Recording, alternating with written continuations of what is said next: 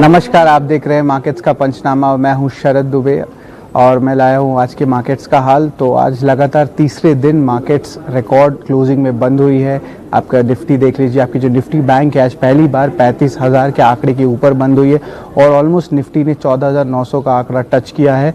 और नंबर्स के बारे में बात करेंगे तो आज बहुत अच्छे नंबर्स आए थे आपके एसबीआई के, जिसके बारे में हम लोग थोड़ी देर में बात करेंगे। लेकिन ओवरऑल जो एडवांस डिक्लाइन रेशियो के बारे में बात करें वो 2:1 बुल्स के फेवर पे है।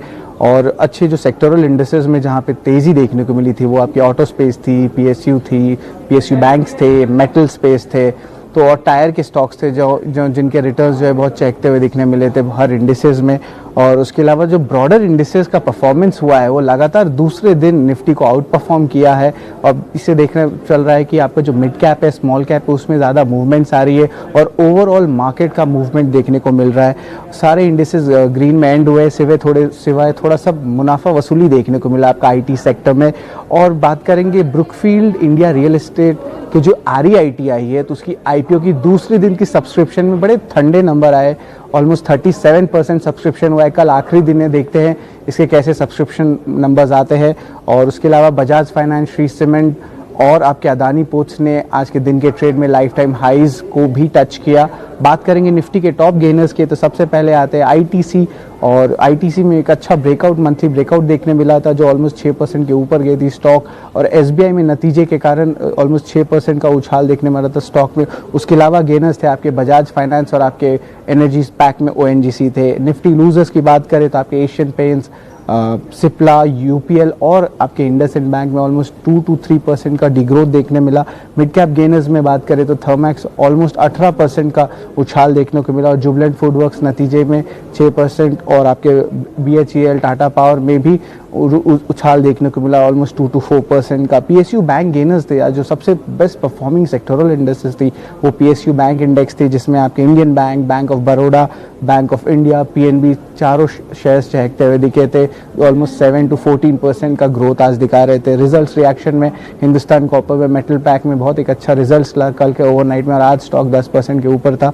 मिक्स्ड रिजल्ट्स देखने को मिले आपके इप्का लैब्स के और गोदरेज प्रॉपर्टीज़ के, जिनके नंबर थोड़े से इनलाइन जैसे थे। और NTPC जो थी उसकी इनलाइन नंबर्स थी और ऑलमोस्ट स्टॉक 2% ऊपर था।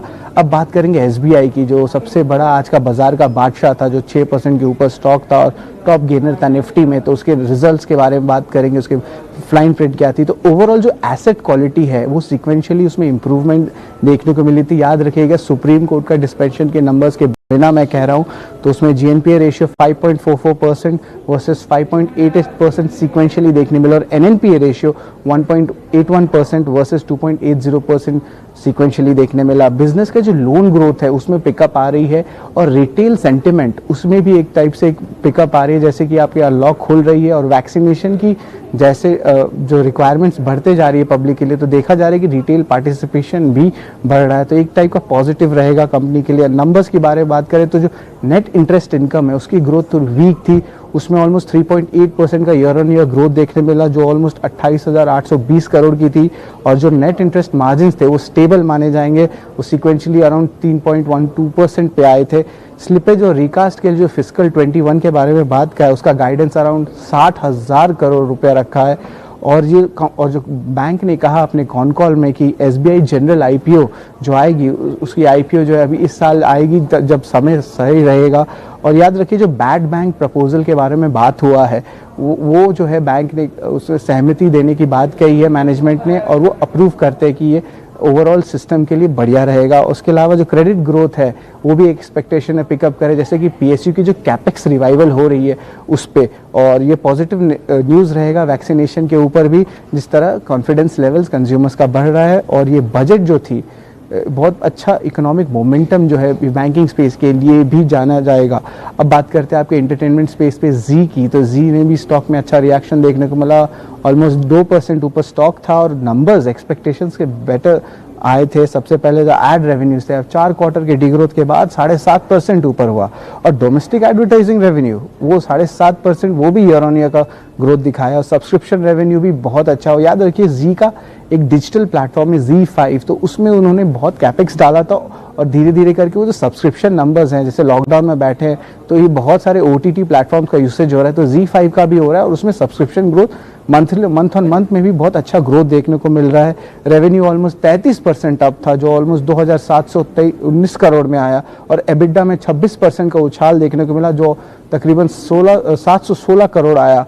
अब बात करेंगे रियल्टी स्पेस की, गोदरेज प्रॉपर्टीज़ की, उसके नंबर्स में थोड़ी सी मुनाफा वसूली देखने को मिली। स्टॉक प्राइस में नंबर्स जो थे थोड़े मिक्स नंबर्स थे। याद रखिएगा रेवेन्यूज़ में एक डिग्रोथ देखने मिला 70% का, क्योंकि रियल एस्टेट में उनके जो रेवेन्यू रिकॉग्निशन होते हैं लेसर प्रोजेक्ट्स के, उसके कारण इस बार रेवेन्यू कम देखने मिला। लेकिन हमारी बात हुई थी मैनेजमेंट से, तो वो कहते हैं कि जो ऑपरेशनली नंबर्स थे उसमें बहुत अच्छा सुधार आया था।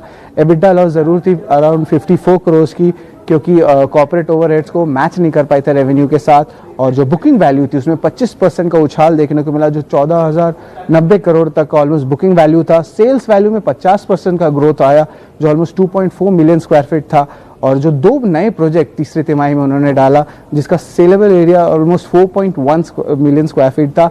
अब बात करेंगे आपके निफ्टी की, एक और कंपनी की नंबर्स आई थी एनटीपीसी की, पावर सेक्टर की, तो लार्जली इनलाइन थे एक्सपेक्टेशंस की, और स्टॉक ने भी ऑलमोस्ट 2% का परफॉर्मेंस दिया, और जो रेवेन्यू थी ऑलमोस्ट 4.3% का ग्रोथ देखा, जो ऑलमोस्ट 24,509 करोड़ की आए, और एबिडा में सिर्फ 6% का उछाल देखने को मिला, जो ऑलमोस्ट 7,366 करोड़ की थी, और नेट प्रॉफिट में ऑलमोस्ट 4% का जंप देखे, जो ऑलमोस्ट 3,315 करोड़ आया।